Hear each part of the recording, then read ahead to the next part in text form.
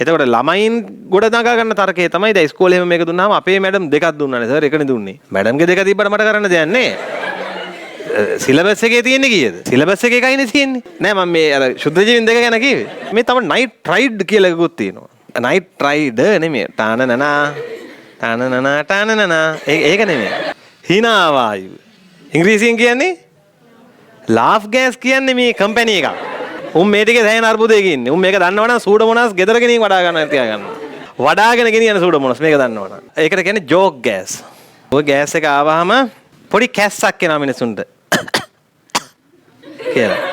ඒක කන්ට්‍රෝල් කරන්න බැරි මට්ටමට වර්ධනය වෙනවා. කලකිනා. ඔය කැස්ස දිගටම ආවහම N2 දිගටම ආවහම මිනිසුන්ට එක්තරා වින්දනයක් ලැබෙනවා. දිගටම ආවොත් වින්දනයක් හම්බ වෙනවා. මොකද්ද? ඒකයි කියන්නේ ගැඩවිලා පස සරු කරනවා කියලා. නැතුව ගැඩවිලා වෙන පසට දාන මේ ලැබු ගෙඩියක් නෑ. දැන් ඔන්න නයිට්‍රිකරණයට නම් පියවර දෙක මතක තියාගන්න. අපේ කාලේ නම් නයිට්‍රසෝ මොනාස් සහ තව එක්කෙනෙක් දුන්නා නයිට්‍රෝකොකස්. ඒව ඔයාලට මම දෙන්නේ නෑ. තේරෙනවද? ඒ කියන්නේ දැන් මම නැවතත් කියනවා සිලබස් එකේ ශ්‍රීමාවෙන් එහාට තව ශුද්‍ර ජීවීන් 10 දෙනෙක් වුණත් ඉන්න පුළුවන්. හැබැයි ඒවා පාඩම් කරන්න එපා. දෙන්නේ නැහැ ලකුණු. ෂුවර් එකම දෙන්නේ නැහැ. එතකොට ළමයින් ගොඩ නගා ගන්න තරකේ තමයි දැන් ඉස්කෝලේ එහෙම මේක දුන්නාම අපේ මැඩම් දෙකක් දුන්නානේ සර් එකනේ දුන්නේ. මැඩම්ගේ දෙක තිබ්බට මට කරන්න දෙයක් නැහැ.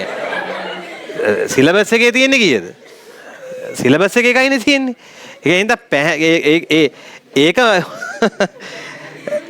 නෑ මම මේ අර ශුද්ධ ජීවීන් දෙක ගැන කිව්වේ. ඒක කරන්න දෙයක් නැහැ. ලියමු එනං නයිට්‍රේට් නිපදවීම සඳහා පළවෙනි පියවරේ මොකද වෙන්නේ කියලාත් මතක තියාගන්න ඕන පැංචු ටික ඇමෝනියම් නයිට්‍රයිට් නේ නයිට්‍රේට් එහෙම අනුපිළිවෙලක් හදා ගන්න ඕන. නයිට්‍රජන් නයිට්‍රේට් නිපදවීම මේ තමයි නයිට්‍රයිඩ් කියලා එකකුත් තියෙනවා. නයිට්‍රයිඩ් නෙමෙයි ටානනනා ඒක නෙමෙයි. මේ ආයනයක් මම මේ කියන්නේ. නයිට්‍රයිඩ් කියන්නේ මොකද්ද? ඍජු N3 එක. N3 කියලා එකක් හැදෙනවනේ. නේද? නයිට්‍රජන් දෙගුණන් ඉලෙක්ට්‍රෝන තුනක් ගන්න. ඒකට මොකද්ද අපි කියන්නේ? ඒක දැනන් ඉඳලා.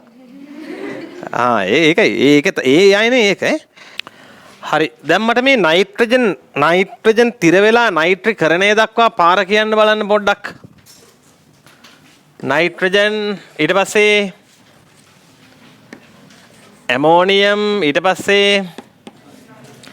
නයිට්‍රයිට් ඊට පස්සේ දැන් මේක අනිත් පැත්ත යාමනේ නයිට්‍රීහරණය කියන්නේ. කෝ බලන්න ගියමු. නයිට්‍රේට් වලින් නයිට්‍රයිට් අපි අර කෙලින් එක ඊතලයකින් ඇඳට මේක මෙහෙම යන්න එපා. ඊට පස්සේ එන්න ඕන ඇමෝනියම් අනිත් එක එහෙමනේ වෙන්න ඕන. මේක වෙනුවට මේක හැදෙන්නේ. එච්චරයි වෙනස. හරිද? බලන්න දැන් පාර කියන්නේ මොනවද? නයිට්‍රේට්, නයිට්‍රයිට්, නයිට්‍රස් ඔක්සයිඩ් මේකට කියන්නේ. මොකද කියන්නේ? Nitrous oxide. මේක ප්‍රසිද්ධයි. මොන වායුවද? හිනා වායුව. ඉංග්‍රීසියෙන් කියන්නේ ලාෆ් ගෑස් කියන්නේ මේ කම්පැනි එකක්.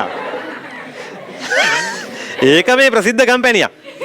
උන් මේ ටිකේ දැනෙන අර්බුදයක ඉන්නේ. උන් මේක දන්නවනම් සූඩෝමෝනාස් ගෙදර ගෙනින් වඩා ගන්න තියා ගන්නවා. වඩාගෙන ගෙනියන සූඩෝමෝනාස් මේක දන්නවනම්. ඒකට කියන්නේ ජෝක් ගෑස්.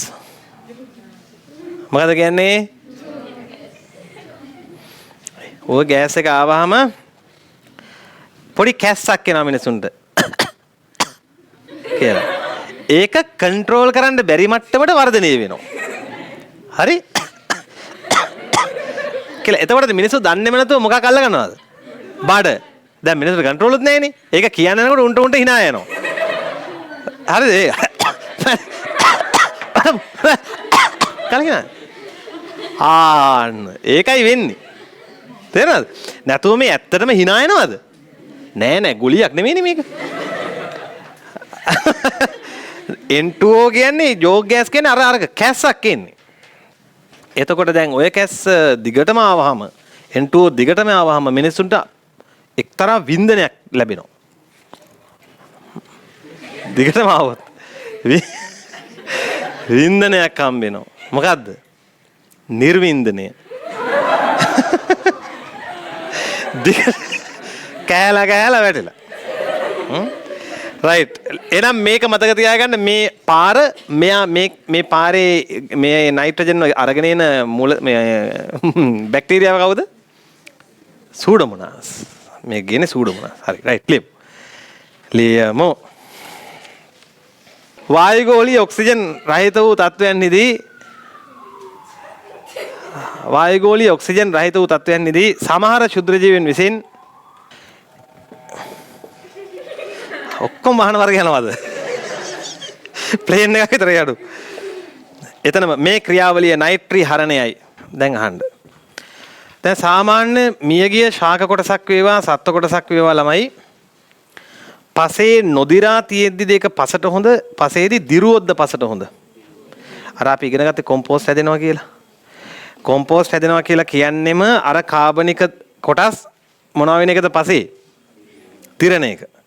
එතකොට ඒක දිරන්න නම් ඒ කොම්පෝස්ට් ගොඩ නිතර අර මේවා ගොඩ නිතර හාරන්න ඕන කියලා කිව්වා, පෙරලන්න ඕන කියලා කිව්වා. ඊළඟට ඒකට අර සිදුරු ඕන කියලා කිව්වා මම අර ඒ කොම්පෝස්ට් බින් එකට. ඒ ඇයි මොන ශුද්‍ර ජීවීන්ගේ ඇක්ටිවේෂන් එකටද? ස්වායුක. එහෙමනම් යම් පද්ධතියක තියෙන කාබනික ද්‍රව්‍ය දිරන්න ඕනේ නම් ඒ පද්ධතිය නිතරම නිර්වායුක වෙන්න බලන්න ඕනද ස්වායුක වෙන්නද බලන්න ඕන? ස්වායුක වෙනවා කියලා කියන්නේ වායුගෝලීය වාතයේ රිංගන්න පුළුවන් වෙන්න ඕන. රිංගන්න පුළුවන් වෙන්න නම් ඒ පස හොඳට කම්පැක්ට් වෙලා තියෙන්න ඕන. නැත්නම් අර හිස්තැන් හිස් අවකාශ සහිතව තියෙන්න ඕනද? ඒකයි කියන්නේ ගැඩවිලා පස සරු කරනවා කියලා. තේරුණාද? නැතුව ගැඩවිලා වෙන පසට දාන මේ ලැබු ගෙඩියක් නෑ. හැබැයි මූ අර පස විදගෙන යනවා. ඒ හින්දා මොනව වෙනවද? මැද්දේ අර සවිවර බවක් ලැබෙනවා. ඊළඟට ඔයාලා දැකලා තියෙනවද සමහර පස්වල මෙහෙම අඩිය තියද්දි වේෆර්ස් වගේ නිකන් මේ ඇවිදින්නම හිතෙන ඊට පස්සේ දිගටම. හරි? දැන් ජරස් බරස් වගේලා නිකන් නේද නිකන් පොඩි නිකන් ක්‍රන්චි ගතියක්. හරි නිකන් අර ක්‍රිස්පි වගේ ලයින් එකක්. අන්නේ ඒ හදන්නේ මොනවද දන්නවද? ඒක හැදෙනවා තව විදිහකට මම කියන්නද? ඔයාලා නිකන් වතුර කෝප්පයක් අරගෙන වැලි මේකකට මෙහෙම ඉහින්නකෝ. ඊට පස්සේ වතුර මෙහෙම බෝල හැදෙන වතුර නෙමෙයි මේ වැලි බෝල හැදෙනවා දැකලා තියෙනවද? මෙලියන් වලින් ආන්නේ වගේ. දිලීර ඊළඟට ඇක්ටිනොමයිසිටිස් කවුද ඇක්ටිනොමයිසිටිස් කියන්නේ? සූත්‍රිකාකාර බැක්ටීරියා මතකද? සූත්‍රිකාකාර බැක්ටීරියා. මේගොල්ලෝ හදනවා ළමයි මැලියන්. මේ මැලියන් වලින් කරන්නේ පස් කැට එකට ඇලෙනවා. ඒ ඇලුනහම තමයි අර කැට හිටින්නේ. මම කිව්වා අර අපිට ඇවිදින්න ගතියක් එනවා කියලා. අන්න. තේරුණාද? එහෙම පස් එකට කැටි හැදුනහම අර ඝන ස්තර වශයෙන් තියෙන එක නැති වෙලා යනවා. හරි? එතකොට අපි කියනවා ඒකට පාංශු සමාහාර. මොනවද කියන්නේ? ආහාර වර්ගයක් නෙමෙයි. ඒ අර පස් අර එකට කැටි හැදුනහම මොකද්ද වාසිය?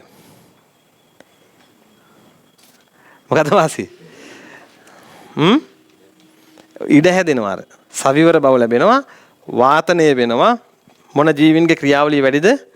ස්වායුක ජීවීන්ගේ වියෝජන කාර්යක්ෂමතාව වැඩි. වියෝජනය වෙන්න පසේ සරු බව වැඩි. රයිට් ලියමු.